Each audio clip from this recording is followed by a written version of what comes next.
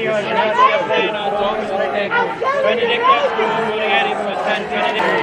killing them. For abortion, thank God for abortion. Thank God for abortion. Thank God for abortion. Okay, I think the question as to whether there's a debate still raging on the Democrat side regarding abortion, whether it's right or wrong, moral or immoral, is dead. It's gone. There's no more debate. The only thing left for the Democrats to talk about now is how late can they give an abortion and who can give one. Could it be a doctor? Could it be a physician's assistant? Could it be a nurse? Could it be a barista at Starbucks? Could it be the Uber guy? Who can't give an abortion on the Democrat side? But let's talk about it.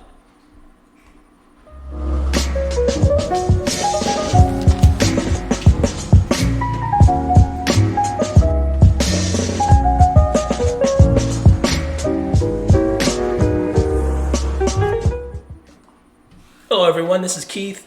Welcome to the Ghetto Sapien channel. They're going to make me talk about abortion again today for like the third time in a row, but look at that video. How could I not talk about it? How could I ignore that?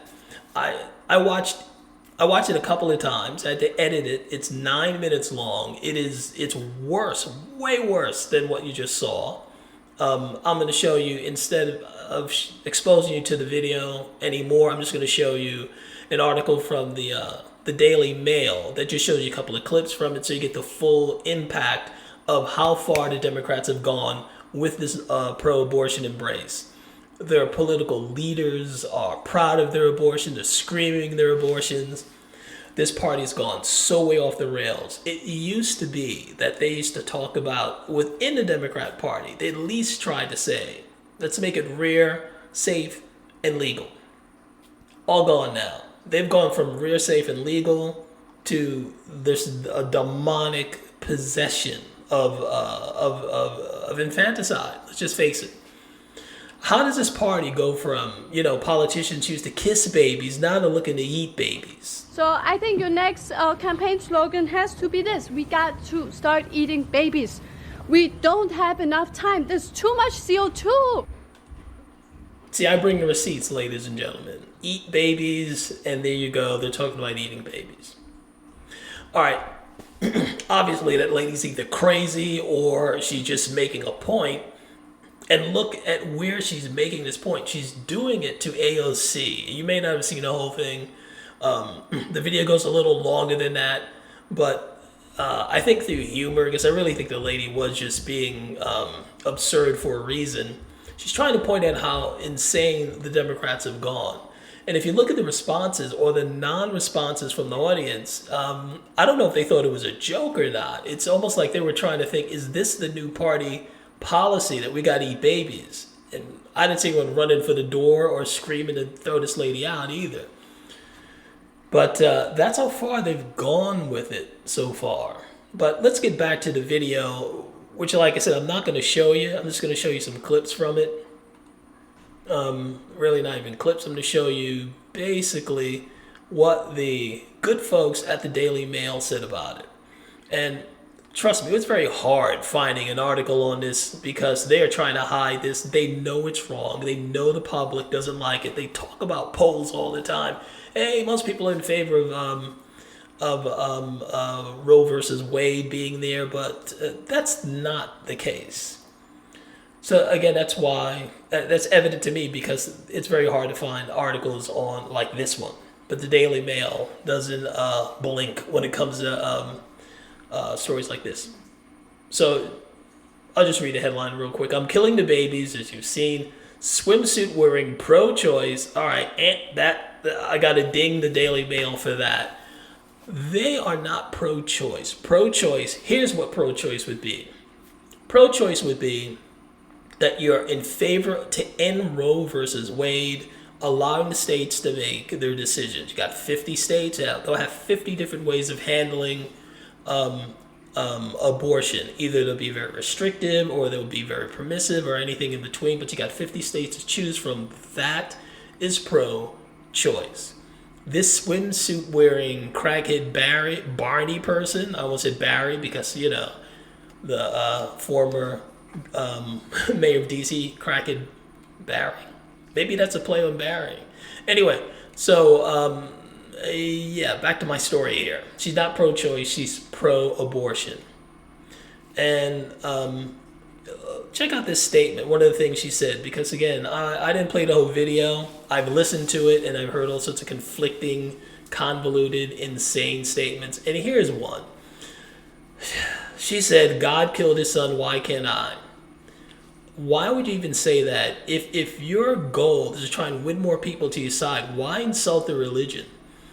Because they're just angry, horrible, mean people, and and that's why they embrace abortion. Let's face it. So here's some still shots. This is Crackhead Barney carrying a little lumpy. She made it see her OBGYN about that. And here she is in all her freaking glory. If a person who looks like this, who carries herself like this, happens to also agree with your political position, especially on abortion, you got to rethink, what side am I on? That I'm agreeing with this chick. And here she is in action. And here's one of the incoherent, absurd anti-abortion laws. Anti-abortion law kills us. That makes no sense. It's just the opposite. And here we go. We heart abortion. Abortion is a gift. Look, this is your party, Democrats. Just don't look away from it anymore. You don't want to talk about. You're not animated by the economy. You're not animated by the war that's breaking out in Ukraine to a degree. Nothing gets you guys as worked up as a threat to abortion. You come out the woodwork. I mean, out in the rain, protesting this. My body, my choice. My body is mine alone. Yeah, but a lot of these people, if you listen to the video, they were chanting that healthcare is a right. And if they have to provide you with healthcare, that actually means that someone has to be forced to give you healthcare if it's your right, which means the healthcare worker's body is not their own. They are a slave to the state. So another incoherent, conflicting, and Hippocratic. I'm tired. I'm sorry, folks. Just some more hypocrisy from the left. And here we go. Yeah. If men can become pregnant, if men become pregnant, abortion would be a sacrament. Okay, I kind of thought that men could be pregnant, but what do I know? It's hard to keep up nowadays. Now, here's what I found interesting. What I really admire the Daily Mail for doing is they're showing the other side as well. I bet you the U.S. press would never show these guys. Reason being is they keep trying to present the pro-life argument as solely something that white people want. It makes no sense. Why it just be something that white people would want to preserve life? What, black people don't want to preserve life? Hispanic, Asian, East Indian, none of them wants to preserve life, only white people? That doesn't make any sense. I think that's kind of racist to be exactly, but see, as you can see from this photo, these are not white people. These are non-white pro-life people. And here you go, white people who are in favor of abortion.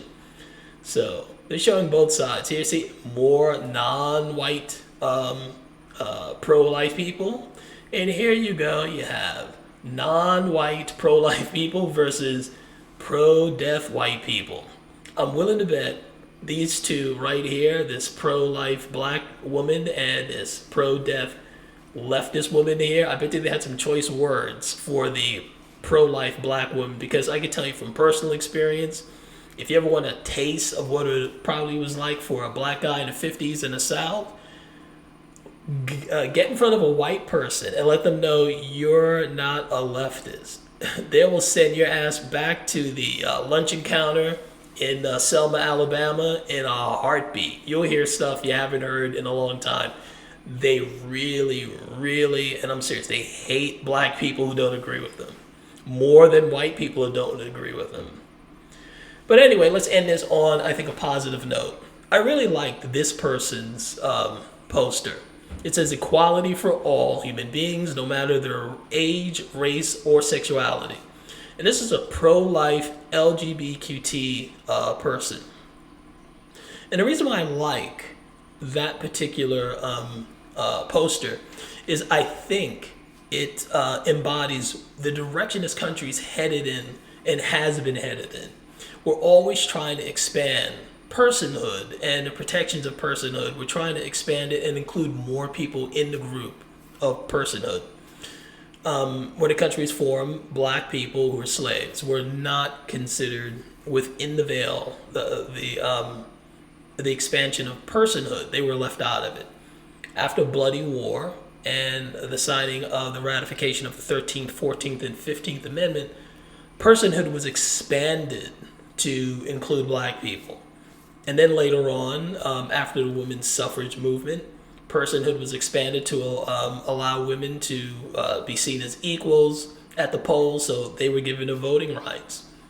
So every time the country moves in the right direction, it expands the definition of personhood. And it's doing so now. It is trying to expand personhood to include the unborn, which I think is a wonderful thing. And again, I think it's in the tradition of this country. Again, expanding personhood. And I think it's odd that it's the same party who was against expanding personhood to African slaves. They're now, wholeheartedly against expanding personhood to the unborn. And another thing I think is quite telling is the fact that what drove these people to go to the church in New York City. I don't think they even know. I think something did drive them there on some low base level. You could say instinctive or spiritual or whatever that drove them to go to the church. They did not go to the courthouse in New York. There are many of them, federal courthouses. Again, they went to the church for a reason. The anti-slave movement started in the church. The civil rights movement started in the church. And the anti-abortion movement also started in a church.